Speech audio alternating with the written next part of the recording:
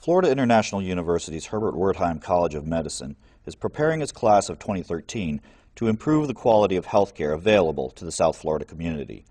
These 21st century physicians will be trained to serve South Florida's diverse population through a patient-centered curriculum.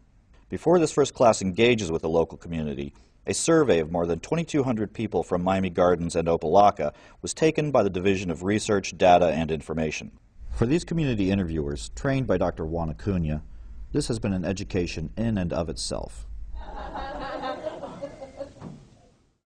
We took these 21 community members and we trained them for 5 weeks full-time. It was a paid training, and in that training we went through very technical issues regarding survey and survey design.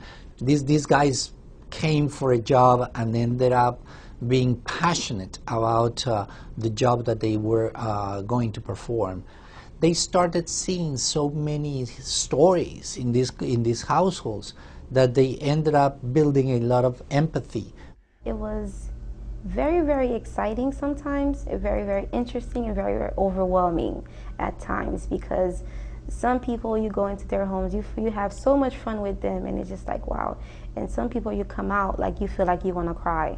Certain areas that we go in, if you look at the areas, you would not want to go and knock on the door, you know. But you never know, that particular home, you know, we could make a difference.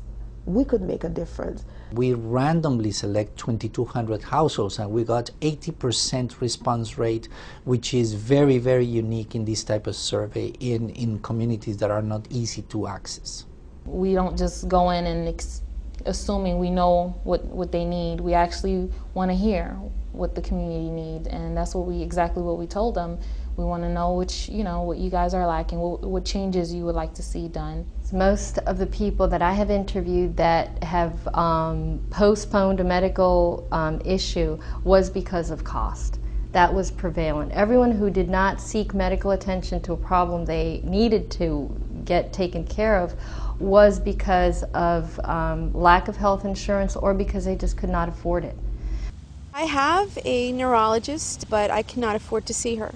I am not on any of the beta interferon drugs because MS is still not curable, and they're still investigating how they can abate the disease. I have to facilitate what I can afford, which is how I eat. I really focus on my diet and eating properly and taking my vitamins and meditation and prayer. People are suffering, but they have suffered for so long that they got used to their suffering. And if you don't ask the proper question, you would have never known. We go to this particular question we usually ask: how satisfied are you with your life? When we asked her that question, she stopped, and it took her like a while. Then she started crying. She said that she had like 3 kids. She was on food stamps. It's like trying to get a job will even stop her from getting the food stamps if she eventually got a job. But the prospect of getting a very, high-paying job was very low. So she had to like basically survive on food stamps. She cried, and it's so unfortunate that all we could do was just to hug her, embrace her, just it's gonna be okay. We couldn't do anything else. It feels like I'm right in Haiti. Some of the neighborhoods, these people pay taxes, and who's watching out for these people? So this was the first real down-to-earth, street-level, common people experience that the college had. And it happened in a massive way. The interviewers, they felt, I can be part of the solution. I can really help. It's a life-changing experience. You go home, you feel good. I mean, although I can't directly do something for them, but there's it's just doing this interview with you alone.